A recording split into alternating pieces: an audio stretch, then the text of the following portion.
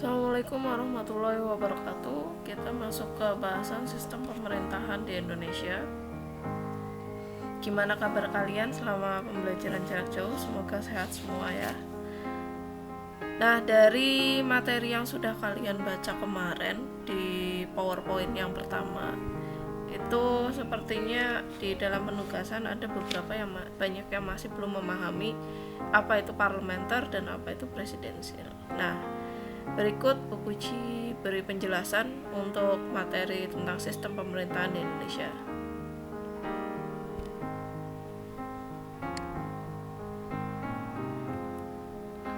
Pengertian sistem pemerintahan. Sistem pemerintahan adalah suatu tatanan utuh yang terdiri atas berbagai komponen yang bekerja saling bergantung dan mempengaruhi dalam mencapai tujuan dan fungsi pemerintahan.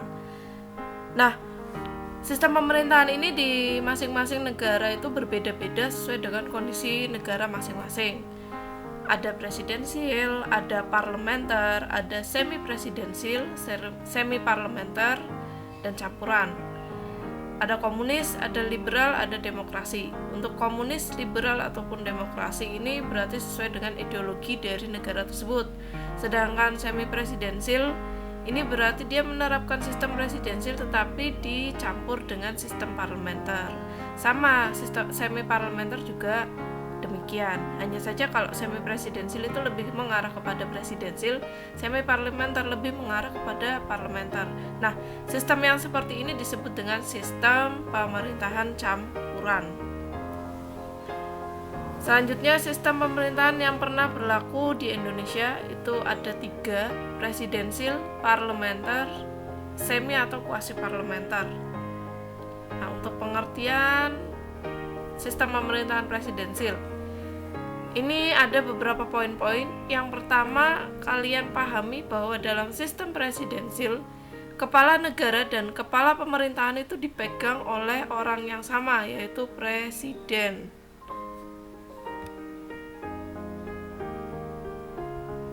Selanjutnya, dalam sistem pemerintahan parlementer, ada poin khusus juga yang kalian harus pahami bahwa dalam sistem parlementer di sini dibagi menjadi 2. Kepala pemerintahan dipegang oleh Perdana Menteri, sedangkan kepala negaranya presiden, bisa juga raja atau ratu. Nah, kepala negara biasanya kalau dalam sistem parlementer itu hanya sebagai simbol. Karena pemerintahan seluruhnya dijalankan oleh parlemen atau Perdana Menteri. Jadi yang paling banyak kekuasaannya itu parlemen dalam sistem parlementer. Apa sih itu parlemen? Nanti akan ada bahasannya tentang parlemen itu apa. Jadi parlemen itu lebih kayak di Indonesia itu seperti MPR, DPR, itu parlemen atau legislatif. Nah, selanjutnya ada semi atau kuasi parlementer. Semi parlementer, kabinet semu atau kuasi parlementer merupakan sistem di mana parlemen atau legislatif mempunyai kedudukan yang sangat menentukan terhadap kekuasaan pemerintahan atau eksekutif. Walaupun parlemen kedudukannya hanya terbatas pada hal-hal tertentu saja. Di Indonesia, sistem pemerintahan parlementer, kabinet semu atau kuasi parlementer pernah dianut dalam konstitusi RIS. Nah, contoh-contohnya sebagai berikut. Yang pertama adalah pengangkatan Perdana Menteri dilakukan oleh presiden, bukan oleh parlemen. Kalau dalam parlementer sendiri itu kan pengangkatan Perdana Menteri itu oleh parlemen, tetapi di Indonesia dengan semi atau kuasi parlementer ini Perdana Menteri malah diangkat oleh presiden. Nah, berikut B sampai F ini poin-poin yang selanjutnya mengapa pada tahun yang demikian disebut dengan kuasi parlementer. Selanjutnya, periodisasi masa pemerintahan di Indonesia. Yang pertama, awal Indonesia merdeka disebut dengan masa Undang-Undang Dasar 1945, kemudian mengalami perubahan menjadi Konstitusi RIS 1949 sampai 1950. Jadi pada masa Konstitusi RIS ini Indonesia sempat dibagi menjadi beberapa negara bagian atau disebut dengan negara federasi.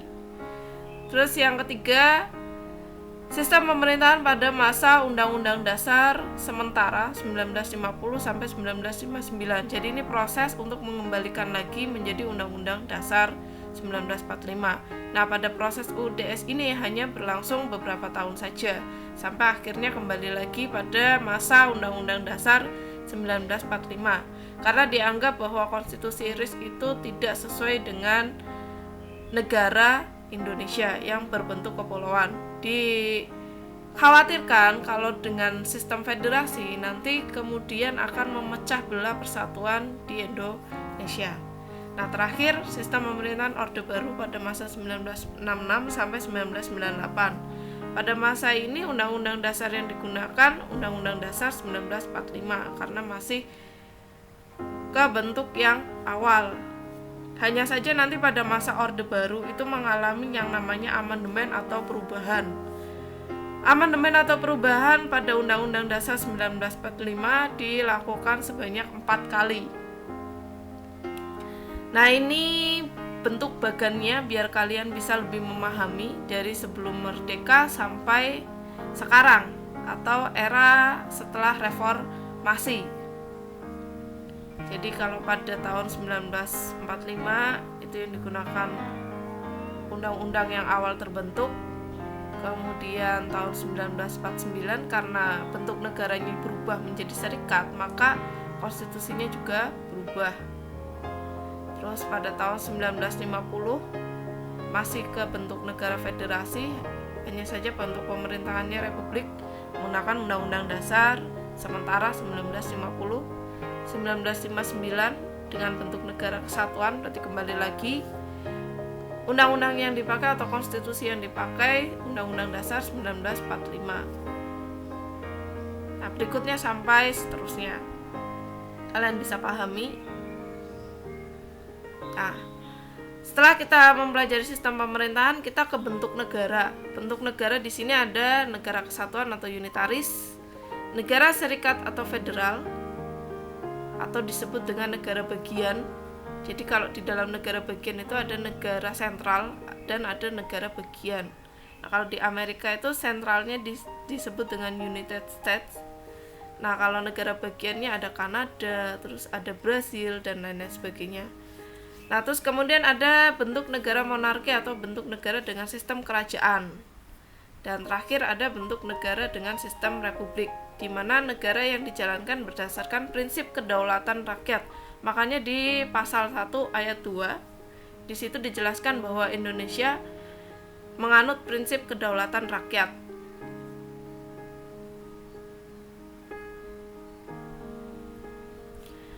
Bentuk negara dan sistem pemerintahan di Indonesia berdasarkan Undang-Undang Dasar 1945 yang telah diamandemen atau yang berlangsung sampai sekarang. Pasal 1 ayat 1 di situ disebutkan tentang bentuk negara. Negara Indonesia ialah negara kesatuan yang berbentuk republik.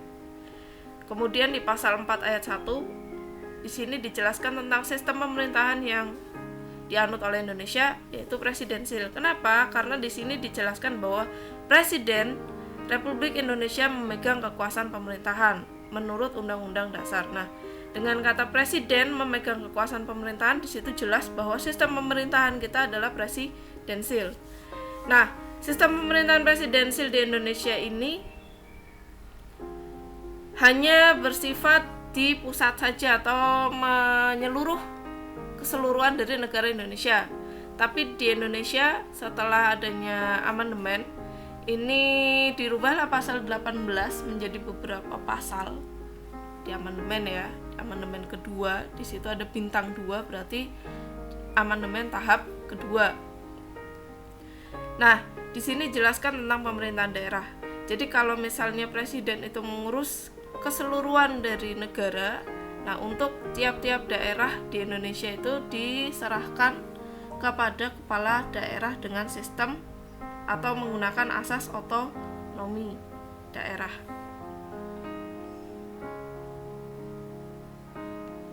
Nah, perbandingan sistem di negara Inggris dan Indonesia. Inggris dengan monarkinya dan parlementernya, Indonesia dengan presidensilnya. Dalam kepala pemerintahan, Inggris memiliki parlemen yang terdiri atas House of Lords dan House of Commons. Jadi di sana kepala negara itu dipimpin oleh raja atau ratu. Kalau di Indonesia oleh presiden. Kalau di Indonesia kita memiliki eksekutif presiden, legislatif DPR, MPR, DPD.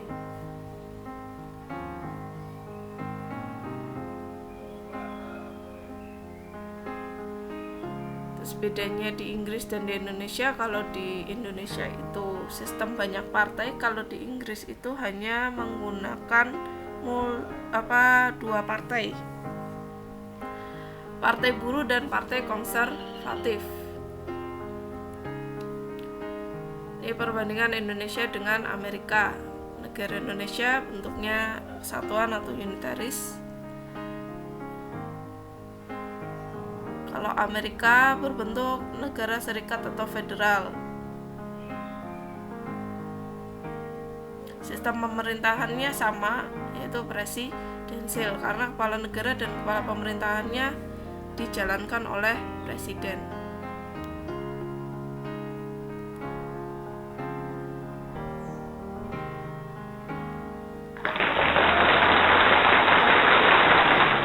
Nah, sebelumnya apa sih itu parlemen? Parlemen itu berisi anggota legislatif. Jadi di dalam parlemen di Indonesia, waktu kita menerapkan sistem parlementer, yang namanya parlemen itu terdiri atas MPR, DPR, dan DPD yang bisa menjatuhkan kekuasaan eksekutif dengan mosi tidak percaya. Nah, sekian untuk penjelasannya, kira-kira bisa kalian pahami. Kurang lebihnya puji mohon maaf. Assalamualaikum warahmatullahi wabarakatuh.